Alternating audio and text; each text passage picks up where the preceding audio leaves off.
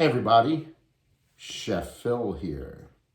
Today we're making one of my all-time favorite breads, Peter Reinhardt's wild rice and onion bread. Now back in the early 90s, 1991 to be exact, Peter Reinhardt wrote a book that was very influential on me and my business model.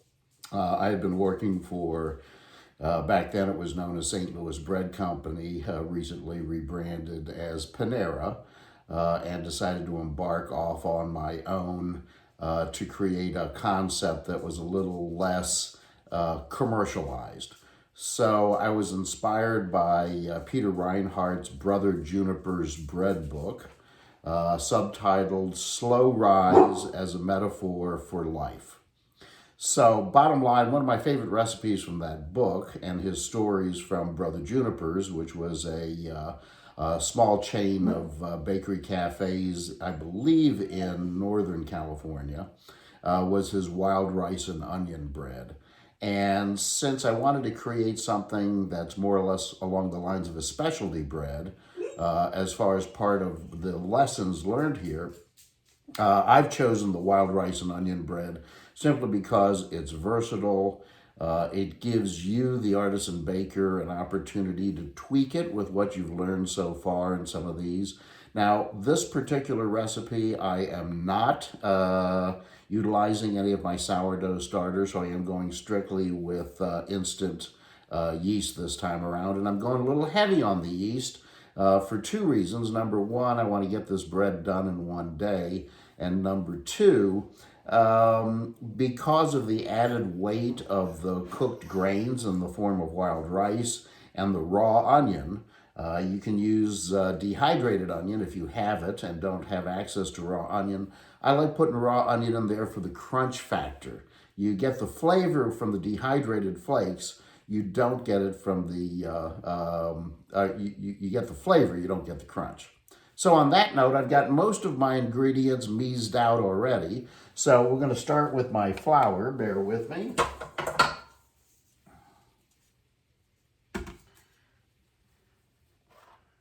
I've already diced my onions, cooked my wild rice. So for this recipe, we're using bread flour again. So for this recipe, I need 765 grams. This is the only thing I'm going to be weighing out because everything else I've done to save you time. All right, where am I? Bingo. All right, we got that right. All right, get that out of the way. Oh, my water's going over here. Live action, instant proof box. Save the energy. All right, so to this, that was 765 grams of bread flour. We can get rid of the scale now because everything else is mixed in. Now, to that, I'm going to add 110 grams of buttermilk, okay? Again, I don't have buttermilk. I made buttermilk from some whole milk that was souring in my refrigerator, to which I made it a little lumpier by adding some apple cider vinegar. So get that in there. And then I need, I should have done that. Let's see, I guess I do have to measure out my water. I need 340 grams of my water.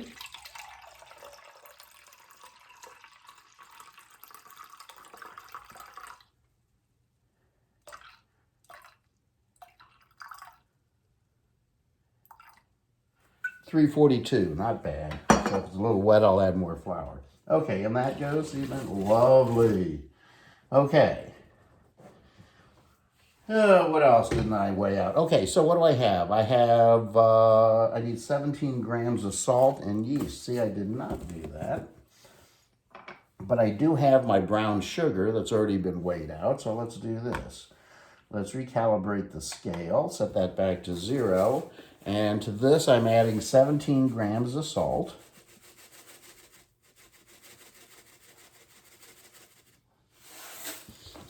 And I'm going to add 20 grams of instant yeast. Now, this is a little heavy on the instant yeast, like I mentioned before, but This is from my point of view, this is a fast bread. I wouldn't call it a quick bread. So we're going to add 20.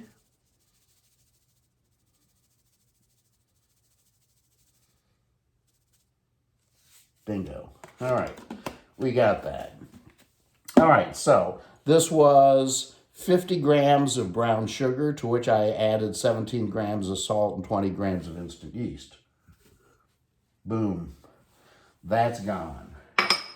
All right, what did I forget? Water, salt, instant yeast, brown sugar. The only thing I have left to add is my wild rice and my diced onions, but I'm going to get the mixer going first, just for a short period of time, to incorporate most of this and starting to hydrate the flour and get that enzyme action going.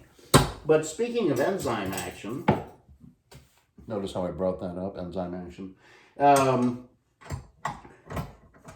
idea that this time around in the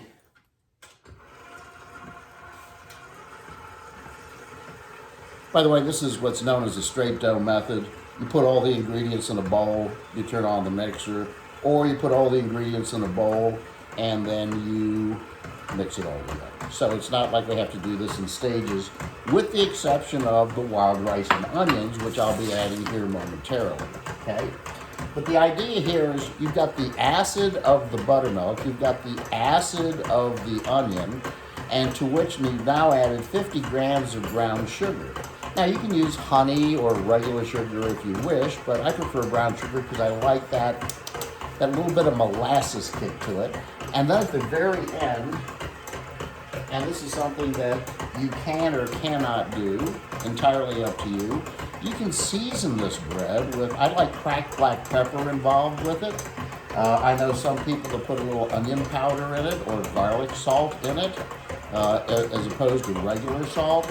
But let's see, this has been going for a minute, and it looks pretty ding-dang good. So what I'm going to do is I'm going to turn it off, I'm going to drop it down, I'm going to add my onions, which I would say is a fine dice, and my cooked brown rice, or my cooked wild rice, okay?